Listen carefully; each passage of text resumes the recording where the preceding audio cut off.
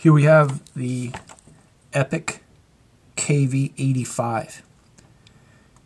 It could be said that the KV-85 was the first Russian tank upgunned specifically to take on the new German Tiger I and Panther tanks that were now making themselves felt on the Eastern Front. The KV-85 was a final attempt to upgun the KV-1 series and give it a longer service life, but new designs were also in the works, and eventually the KV-85 would be phased out after a production run of only 130 vehicles.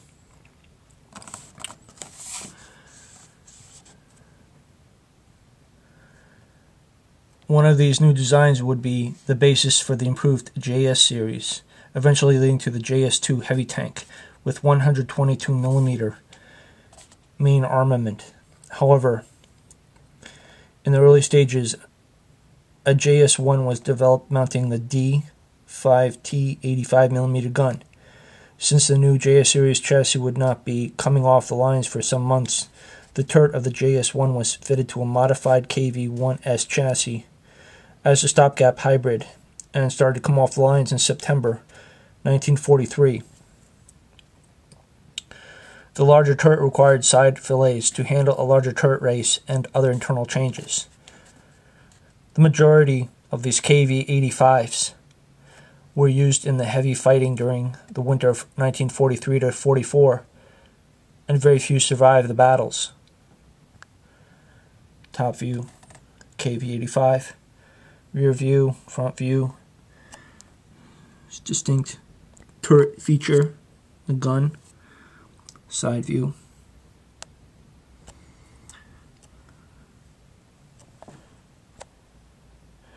The KV-85 was fitted with a fixed machine gun, now moved to the right side of the bow plate.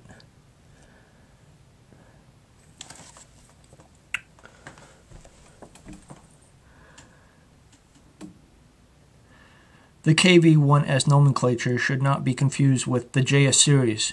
It was the final phase of KV-1 development, and the S stood for Speedy S. Skorostyny. It was a lightened version of the basic KV-1 model, 1942, and was faster than the earlier versions. You have to excuse my Russian.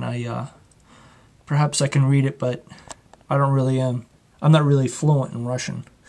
So the S, KV-1, KV-85. So the S stands for Speedy, and in Russian that is Skorostyny. I hope I didn't piss anybody off on YouTube with that pronunciation, but whatever. Okay, final top view, KV-85. It's a turret. Side. Front and rear. That is a KV-85 production.